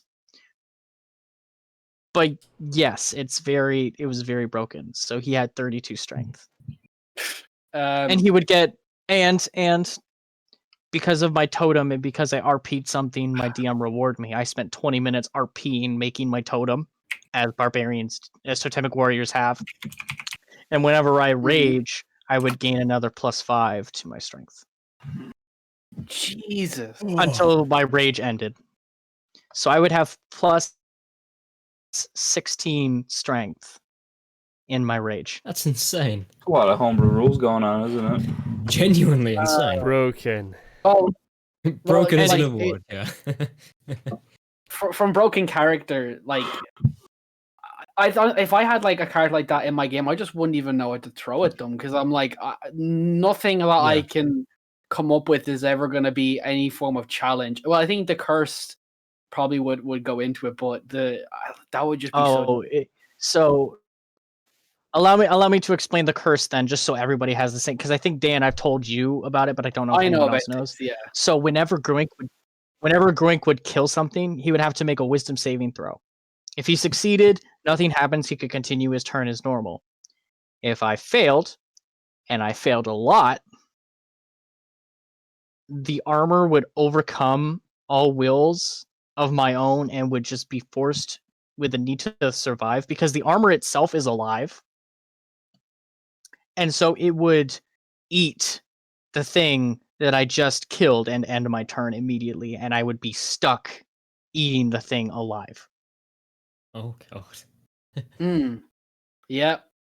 When that first happened, Groink was a broken man because you just need to realize this armor just opened. Think what's his Pride from Full Metal Alchemist? Just but the armor, and he's just there, stuck. Parasite. He can't do anything while the armor around him is eating. It's like that anime Parasite, the Yes. Maxim. Yeah, Yeah, that's awesome, man. I love that. It literally anime. is because the armor itself is a scarab that is embedded itself into his skin. He cannot remove it unless you do the spell curse. Jesus. It literally dug itself into his chest. Nasty boy. So yes, it is exactly like Parasite. So does anybody have any other stories to get away from parasitic armor and terrifying? It's awesome, dude. That's About epic. It's awesome. stuff you do differently. The question as was, what was something that you did as a DM that was like cringe? Yeah, sorry that it went that direction. but- Already No, showed. I had to, No. I had to give context Anyway. as to why. It's all good. Anyway. Either that you like as a player, another DM has done for you, or you as a DM, you Yeah. kind of went like, maybe that was a mistake. I already shared my mistake last week as a DM. Yeah. Making So- a This is DM more PC. for Spencer, and maybe Eggy a little bit. If- Yeah, Spencer, you got a Well, horror well, story well, of well, you as a DM that Spencer. you like? I regret. Oh yeah. Please share. It's one of those things where if you don't kind of look back and cringe on some of the stuff you do, then you're not growing as a DM. Oh, yeah. Dan, when you were a guest on the round table, you know that Uh-huh. final scene where party left the room and it was dramatic high after dramatic high as you were forced to, spoiler alert, cut your own throat. All right. Yes. Mm-hmm. In retrospect, from a story point of view, it didn't fit Hector's character to do it with Venom there, if that makes sense. Mm-hmm. So dramatically, it was the right thing to do because it got the reaction from everyone of, oh my god, are we ending there? But story-wise, it was definitely the wrong thing. And if I could change it, I probably would, because it was just mainly for dramatics at that point. Because he would do it, just not so soon after they just left the room. So they're kind of the main things I do, where it's like dramatic moment. Okay, I'll improvise a bit. Oh no, I improvised the wrong thing. Okay. That's well. I mean, thing. I thought it worked well for the character and for more like not more so the character, but more so for the dramatic reasons. Because like otherwise, like because everybody was panicking. Like everyone's like, "What the fuck is happening with Garrus? Like, what is going on? Why is everything so weird?" But I understand why it wouldn't make sense for the character. Yeah. Does Elijah have any? I have a really awful one. Let's go. So, I mean, I set the bar pretty low. In one of my campaigns, you guys know about the story that I told about how Reginald let that lich loose on the city and like that fucking asshole. Yeah. First of all, I don't regret anything about Reginald. Reginald's great. He's a horrible person. But what I regret is what happened during that fight. It was a very hard-fought battle between this lich and 4 level 9 PCs. And one of them ended up dying, and then another one ended up getting disintegration raid. And like at this point, like I should have read into lich more before I threw it at them. Because I looked over it like an hour before the session for like maybe like 5 or 10 minutes. And then of course you guys know that with disintegration ray, if it hits and they drop to 0, they turn to ash, so they can't be revivified or anything. Mm-hmm. So I had this like epic moment where it's this lich and he casts disintegration ray and it hits the person and they drop to 0. And I'm like, oh shit, that's my bad. I really don't want to kill one of my PCs like this. So I do this stupid fucking thing that I can't even imagine. It's the patron of a warlock sends a... I don't know why I did this, but it was horrible. The patron of the warlock sends another warlock through to cast Dispel Magic or to cast Counterspell. And he succeeds, so therefore the disintegration rate does not hit, and it falls. And now they have this random warlock guy that they know who showed up out of nowhere and was like, yeah, it's really bad. He was Why like, did you fucking white horsed this fucking encounter? I know. Listen, okay. It was really cringy. And I thought what level were they? What level? They were were level 9. Let them fucking die! I know. Let them die! They're level 9! Let them die! There was this whole thing, he was like, the good Lord sent me. Like... That's even worse! It's like in Everybody Gets One. No, not Asmodeus. I have... She's a patron of the Celestial. Okay. And... It's I have my own custom pantheon of old gods that are separate from like canon gods, and they're all like these horribly like very like ancient strong beings. And her patron was like the first god that ever came into existence. But that's probably my cringiest moment that I think back to. I'm like, why did I shoehorn in that saving? I should have just let her turn to ash and die, because like yeah. Sure. Look, like we like DMs always like everybody makes mistakes like that when they're a DM, and it's all about like those experiences. Like you learn from them, and they make you a better DM, or even as a player, like making mistakes as a player, they make you a better player. So that's why I always preface before every campaign start. Now I'm like, I'm completely neutral. If you die on your deaths, I'm not going to save you as a DM because I feel bad or anything. I have to preface that every time now because I don't want a mistake of that cringy moment, and I'm sure nobody said anything about it, but like I'm sure they're all thinking like, "Damn, that was really stupid," and like, why did he do that? God damn it, Eggy. Honestly, The best type of some of the best moments in your D&D campaigns that are the most memorable is when somebody dies. yeah. We will be talking about Rig for ages. Yeah, it's a good time when somebody dies. Epic. That's why, Yeah. that's why everybody in Arc 1 is gonna die right away. Awesome. Speaking of recovery, to kind of like as we kind of reach in like the end of this episode, why don't we kind of, instead of us asking questions about Spencer's character, why don't we let Hick, seeing as he knows nothing, why don't we let Hick ask a couple of vague questions to Spencer about his character for the campaign? Oh, I'm Because going to be as evasive as possible. Mm-hmm. What would their Pokemon starter be? Which generation? Let's go Gen 1. Let's go Gen 1, because everybody knows Gen 1 starters. Yeah, everyone. He would be a fucking... Just if someone was born after Gen 1 came out, I think. What would those starters be? So that's Squirtle, Charmander, and Bulbasaur. Oh, right, of course. Gen 2 is like Torchig, no. Charmander, all the way. Charmander? Okay. No, okay. Gen 2, I was talking about Gen 2 is like Torchig, Mudkip or some shit like that. Yeah, Torchig, Mudkip, and Trico. Yes. That's the one. Yep. Yeah. I picked Torchig. I'm a Torchig boy. I thought Gen 2 was Totodile, Chikorita, and Cyndaquil. And Gen 3... Cyndaquil was amazing. I loved Cyndaquil. I totally... Yeah, you know what? That might be right. Torchig.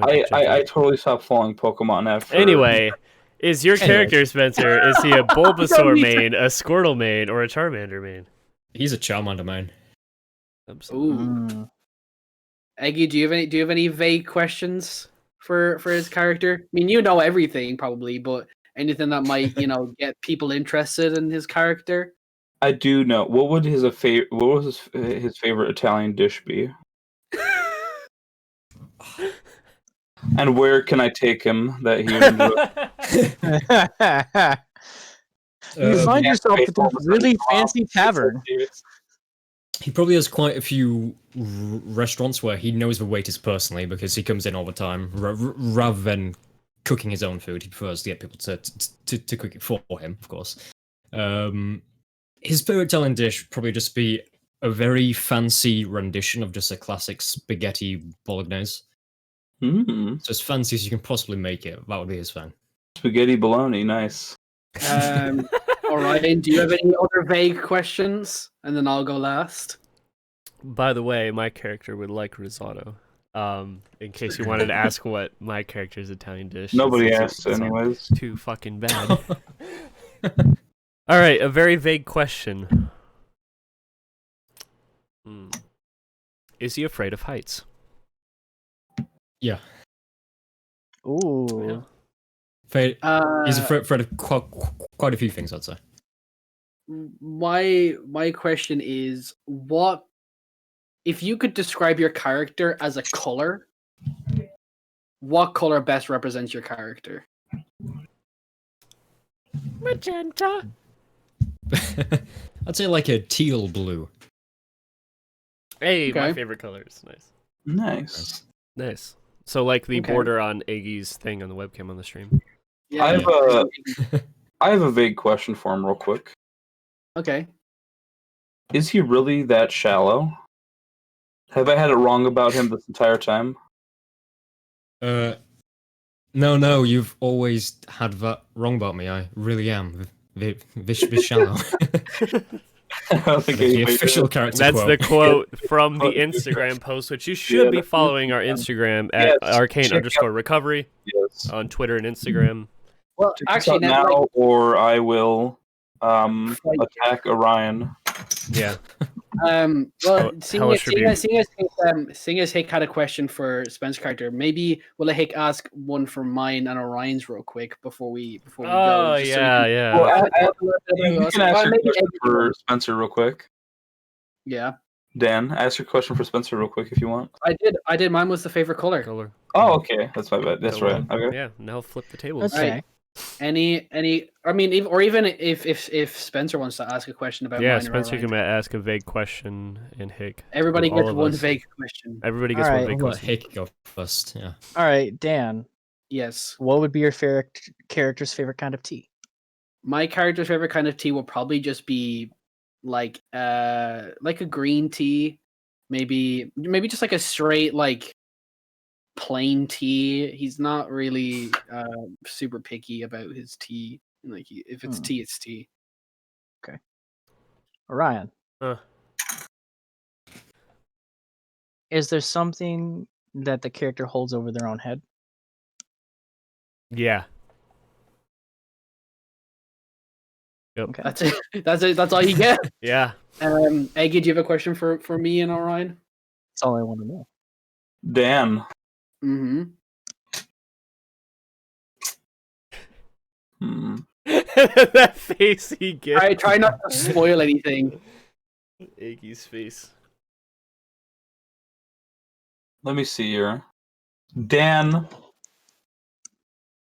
Does your character love you, Mama? I do. I love my mom a lot. My character loves my mom good. a hell of a lot. Yeah, I'd say he's a big mama's boy. Big mama's boy. Big mama's Big boy. mama's boy. Iggy. Very vague question. Orion. Uh-huh.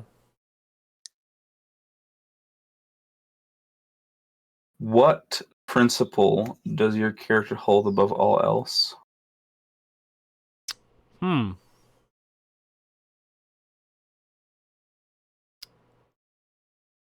Integrity. Vague. Vague. All Solid right, choice. Spencer. Okay. Dan. Yes. How does your character smell? He smells great. Honestly, he smells really good. He likes to take care of himself. He probably smells a little bit like he just smells very fresh. Okay. Probably Could you say that he he could you say that he smells like Irish Spring? he could, but like generally he smells good. But at the start of the campaign, he might smell a little bit worse than usual. Interesting. Interesting. Oh boy. Boy, do I have a question for you. And I'm not just making it up as I think right now. What does your character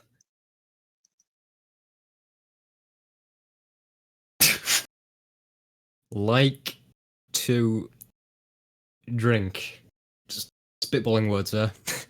Of his favorite drink. Okay. Yes, his favorite drink. I feel you, Spencer. I was struggling.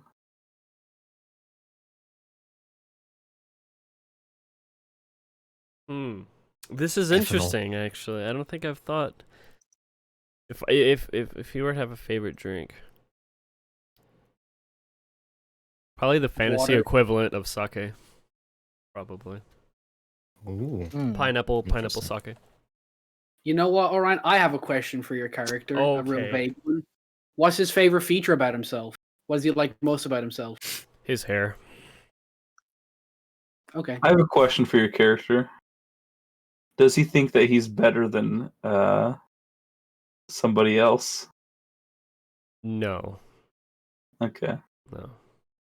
Do you have a question for my character? Yeah, Orion? I'll put up a vague. I'll ask a vague question. Hell yeah. I'll ask a vague question to Spencer's first, because actually, Spencer, is your character? Wait. I actually already asked you a vague question about your character if he's afraid of heights. Yeah. Yes. So that was a little bit. Maybe I'll let you think of a second one if you didn't want like the drink one. So I guess Dan. To close out the Yeah. show. It Oh has to yeah. be good. Has to be good. Has to be good. No pressure. No pressure at all. No. Shoes.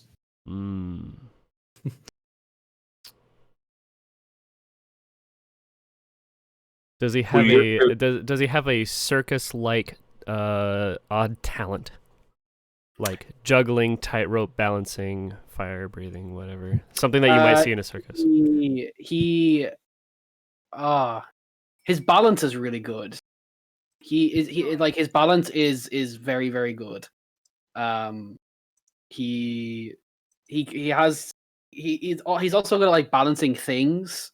Like he has like a specific thing that he likes to spin around and like balance on things and mess around with it. But yeah, I just say balance. But yeah. Well, I have one more question for Spencer. okay, let's go. Bully him today. Would your character ever be caught secretly wearing around high heels?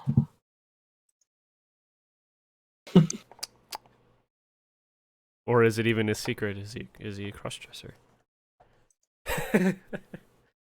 You see, he's the kind of person who you might just catch him wearing them just so he could see how he looked. Yeah, he's one of those. Okay. So for vanity's sake. Yeah. Vanity reasons. Well, with all of that being said, thank you, Spencer and Hick, for being on the show. It was really, really good having you guys here. Just as what we did last time, we'll give each of you just a chance to just shout out anything that you want to shout out, link, promote, whatever you guys want to do. So when we start with Hick, just tell them where they can find you, things that you want to promote, talk about. You can find most of my stuff right on TikTok or right on Twitch. I'm also on Twitter, and I also have my own Discord server that you can join.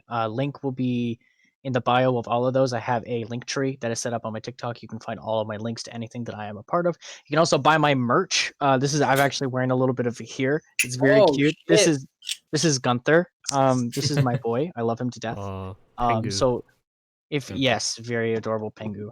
If you want to buy that and support me directly, you can, and you get to wear some pretty awesome stuff. So I mean, choices are yours. You'll also, if you come back in about an hour's time, Hick is going to be running a one-shot here on this channel. Later than that, actually. We have to go to do... Agi and I have to go to do Silva Holland.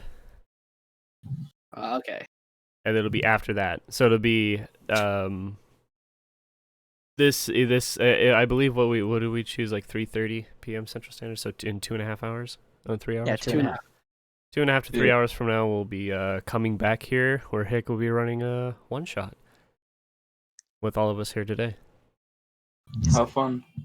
It'll be fun. All right, Spencer, where can we find you?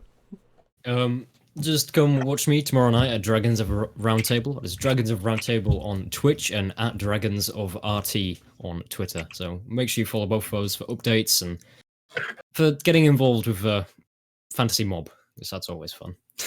The Fantasy Mob. The Fantasy Mob. The Fantasy Mob. Arguably worse than the real mob. All right. And fantasy. we also would like to thank everybody watching and listening in. If you're listening to us on Spotify or iTunes, you can always check us out live in real time at twitch.tv/Arcane Recovery Show. And if you're interested in the campaign that we're playing also in real time, we'd be there every single Saturday at 10:30 Central Standard Time, averagely. I think we're So all you fools listening on Spotify or watching on YouTube, get your lazy ass over to Twitch before I come over to your house. And bake you some brownies. I will come over to your house. I'm not going to bake them brownies. I will bake them, period. Just bake them full stop. But yeah, make sure you come over to our Twitch, and I will make sure to be very happy, and I will not come to your house and threaten you. I promise. Anyways, Spencer, Hikoru, a pleasure as always to have you guys on today. It was extremely lovely. I had a great time talking about everything with you guys, and hope to see you guys return in the future. Thank you for having us. You're welcome. Anyways. You're very welcome. You are very welcome. You guys have a wonderful night. Hey, you too. See you all later. Yes. See ya.